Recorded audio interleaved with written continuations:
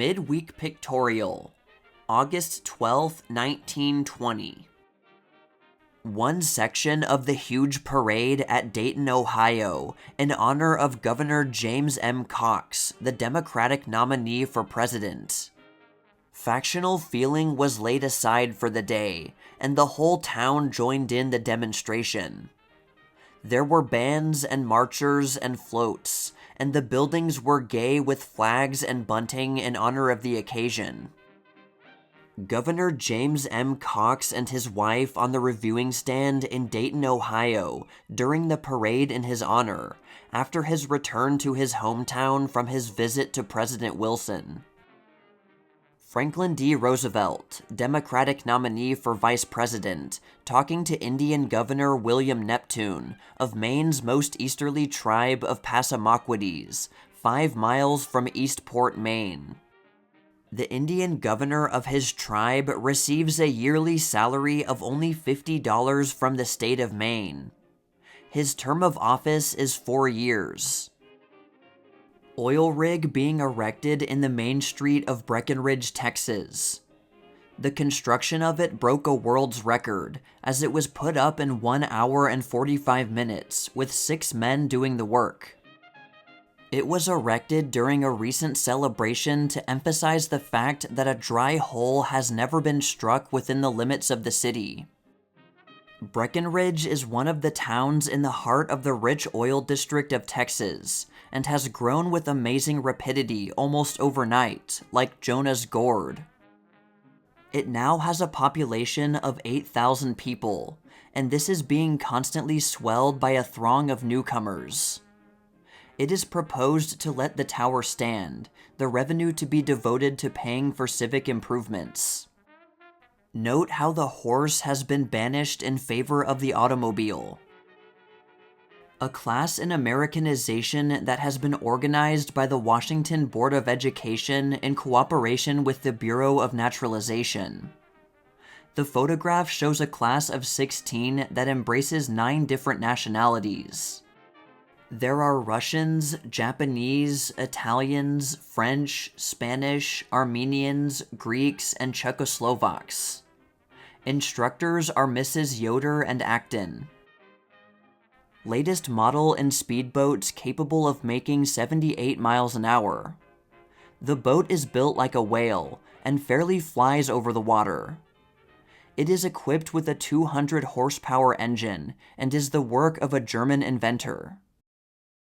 The Irish situation is increasing in intensity. Murders and raids are almost a daily occurrence. The assassination of Mr. Brooke, the special friend and secretary of Lord French, is only one of a number of similar killings that fill the columns of the daily press. The repressive measures of the British government have proved wholly ineffective in keeping down disorders. The present Sinn Féin movement differs from previous insurrections in that it is not based upon special grievances.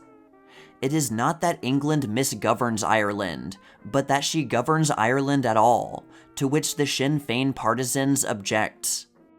They assert with emphasis that they will be satisfied with nothing else than complete independence, and that only on this basis can friendly relations exist between England and Ireland.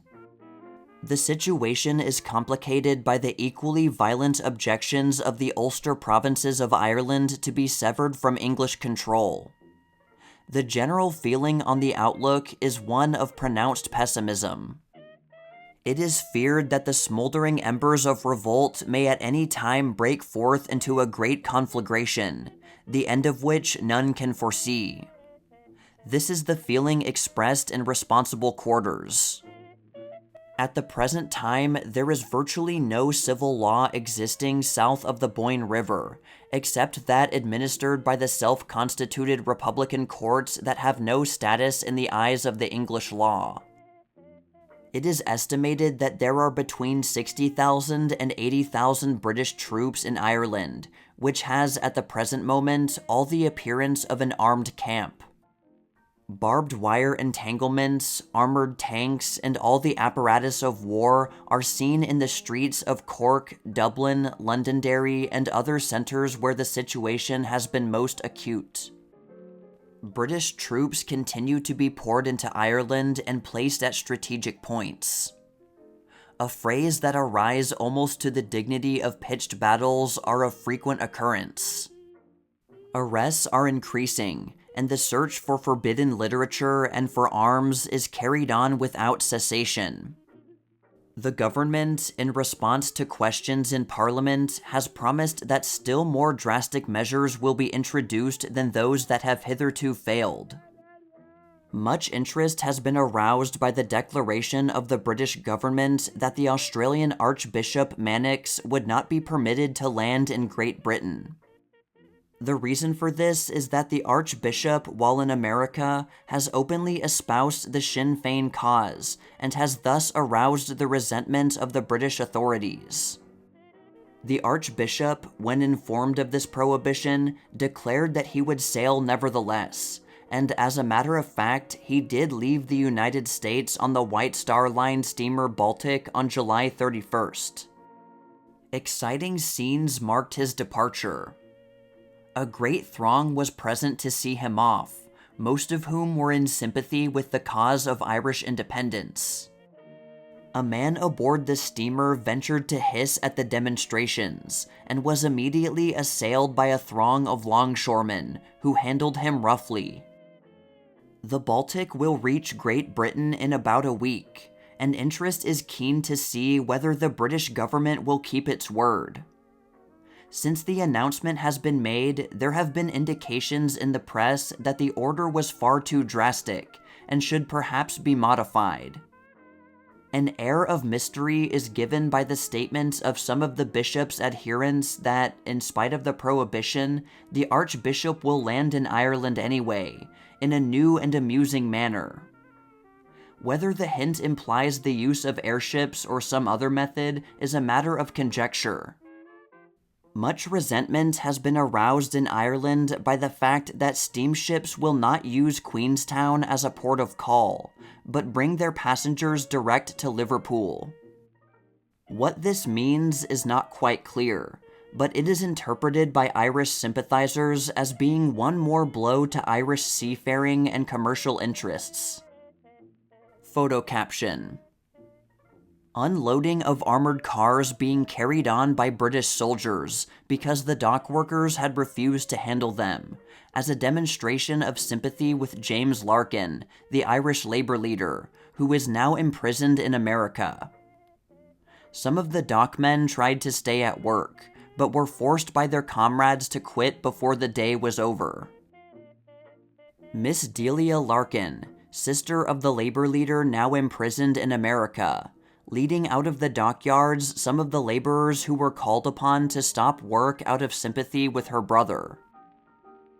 Defiant Irish firemen who refused to turn out and extinguish a fire that had been started in wagons conveying British munitions.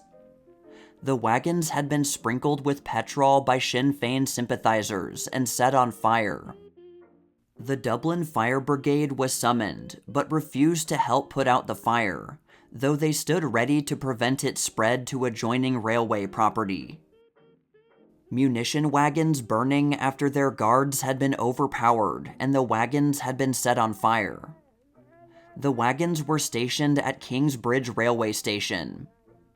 The bound guards had been placed in one of the wagons and were barely rescued in time. Protest banners against English rule of Ireland displayed on the pier of the White Star Line when Archbishop Manx of Australia sailed on the Baltic for England in defiance of England's threat not to let him land. Policemen guarding the supplies that had been rescued from the incendiary fire that destroyed the wagons carrying munitions for the suppression of Irish revolts. The affair was a new development in the bitter strife now being waged. A recent fire in Yokohama, which did considerable damage along the canals and burned up many freight boats loaded with freight. Many lives were lost in the confusion. The fire tore a path through the flimsy straw-thatched houses, leaving devastation behind. Many were made homeless and penniless. The poorer class keep their little saving of money in their houses, and the confusion and the rapidity with which the fire spread left little chance for the unfortunate ones to save themselves and their goods and chattels. The burned-out populace spent many days afterward trying to dig out a few of their remaining goods from the ashes. Funeral of the ex-Empress Eugenie, widow of the former Emperor Napoleon III of France. The funeral was attended with imposing ceremonies, and many of the greatest diplomatic, court, and civil dignitaries of Spain were present. The body was taken to England for burial. The latest so-called wizard of finance is Charles Ponzi of Boston, whose doings of late have attracted large attention in the news. Ponzi organized a company that he called the Securities Exchange Company and offered to give his note, payable in 90 days with 50% interest, to anyone who would entrust their money to him. He was soon doing a land office business as far as the taking in of money went. The early investors received their money back promptly with the promised interest, and most of them promptly reinvested the money, while they spread the news fast and far among their friends and relatives. These in turn drew their money from the savings banks and turned it over to Ponzi. In a short time, thousands of people were crowding his offices and standing in long lines in the street, waiting for their turn to hand in their funds in the hope of sharing in the remarkable profits that Ponzi declared he was making. The attention of the state and federal authorities was drawn to the matter, and they began an investigation of Ponzi's books and methods. The latter claimed that he made his alleged enormous profits by buying international reply coupons in countries where money had depreciated, and cashing them in other countries where the currency was more stable. When asked how he succeeded in disposing of such enormous amounts, he refused to answer, saying that was a matter that concerned only himself. Bankers have declared that Ponzi's alleged operations on such a scale were impossible. Up to August 3rd, he was meeting all claims made by depositors for return of their money, and the investigating of his books by the authorities was still uncompleted. Photo caption: Crowd in front of Charles Ponzi's Security Exchange Company, 27 School Street, Boston, waiting to get their money back. A new era in American aviation dawned July 29th when 3 JL-6 all-metal monoplanes left Central Park, Long Island, bound for San Francisco, and carrying with them the first transcontinental U.S. mail ever to be carried from coast to coast through the air. The trip was preliminary to inauguration, in September, of a regular daily transcontinental airmail service. It was undertaken as a reconnaissance flight, during which arrangements were to be made for mail-carrying flights between Omaha, where the aerial mail service from the Atlantic now ends, and San Francisco. Mapping cameras, still cameras, movie machines, recording barographs, and other instruments were carried. New landing fields and mountain passes in the Rockies were to be photographed, emergency fields and emergency gas stations located, and the whole air route blue-booked like an auto highway. The route followed was that generally laid out by the U.S. Army Air Service in October 1919. One of the all-metal planes was owned by the Army. It was being ferried to the Pacific coast, where it is to do forest fire patrol work. The other two were owned by J.M. Larson, designer of the new type monoplane. The Army Air Service, the U.S. Air Mail Service, and Mr. Larson were cooperating in the flight. The air route measures 2,701 miles. The 4 Army flyers that left Mitchell Field, Long Island on a flight to Nome, Alaska had reached Edmonton, Alberta on July 27th, and everything was reported as progressing satisfactorily. The distance to be covered is 8,690 miles. In addition to establishing an aerial route to the northwestern part of the American continent, one of the principal purposes of the flight is to photograph an important area in that territory, which is comparatively inaccessible and has never been surveyed. The tract lies to the south of the Tanana River and is approximately 170 miles long and 65 miles wide. In flying over the country, the pilots will have to rely entirely on their compasses, and their ability as aerial navigators will have a thorough test. The success of the expedition is dependent largely on the performance of the Liberty motor with which each plane is equipped. Photo caption. In foreground are the 3 JL-6 all-metal monoplanes at Central Park, Long Island, just before starting on their Transcontinental trip, July 29th. Seen at Mitchell Field, Long Island, prior to the start of the Army aviators on the first leg of their adventurous flight to Nome, Alaska, and return. The giant British dirigible R-80, which has just been launched from the Vickers Walney Island shed, has been designed for long-distance cruises over the seas. She is 350 feet in length, with a beam of 70 feet, and is 80 feet in height. Her gas capacity is 1,250,000 cubic feet, as compared to 2 million cubic feet of the R-33 and R-34. The vessel is built entirely of duraluminum, the special alloy made by Vickers, and has a decided streamlined shape of hull and cars. The 4 Wolseley Tybach engines, each of 230 horsepower, will give the R-80 a speed of 65 miles per hour for a distance of 4,000 miles, or at a cruising speed of 50 miles each, a distance of 6,500 miles. The vessel, despite her small cubic capacity, is expected to do as much as the bigger R-34, which, it will be remembered, made a double crossing of the Atlantic last year. Her useful lift for crew, fuel, water, etc. is 17.5 tons. Communication between the cars of this air monster is afforded by a gangway which runs from end to end. On the top of the vessel is a platform designed to carry 2-pounder guns. With the demand and delivery of several German-built Zeppelin airships to England and France, the usefulness of the Zeppelin has been established.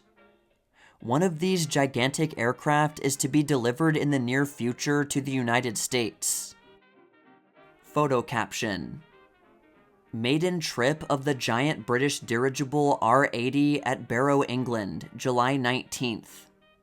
The trip was successful in every respect. She is expected to be 5 miles an hour faster than the R-34. The British R-80 starting off on its trial trip. Captain C. Little is giving the away signal. The special feature of the dirigible is its streamlined hull of alloy duraluminum. The great French dirigible L-72 being safely housed in its huge hangar at Maubeuge, France, after its initial trip. It is intended to be used in naval operations. Fishing from an airship for perhaps the first time in history. Pilots of the Goodyear pony blimp pulling barracuda out of the water in San Pedro Harbor, near San Diego, California. One pilot ran the dirigible while the other trolled. Lieutenant O.L. Locklear performing acrobatic feats on the wing of his airplane 3,000 feet above Atlantic City, prior to passing from one plane to the other in midair. Bug trap invented by F.S. Mills and Clyde Ewing, moving picture men, to clear the atmosphere of insect pests that spot the films. It consists of a wide box opening, a carbon arc, 2 lamps, a funnel, and suction fan.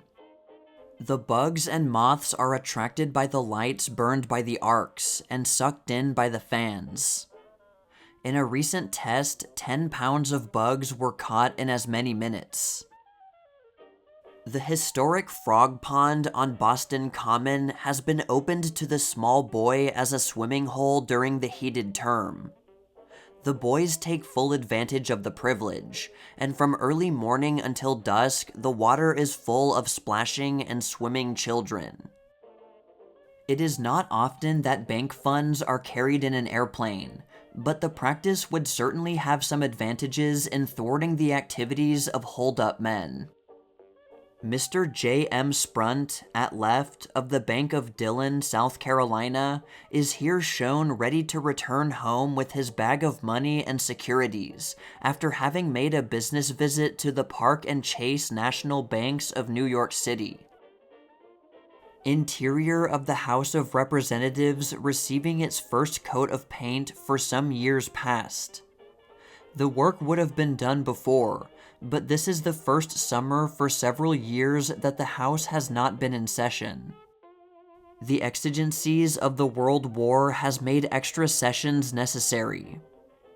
The renovations and repairs are being made without taking into account the possibility that the membership may soon be increased, owing to the growth of population.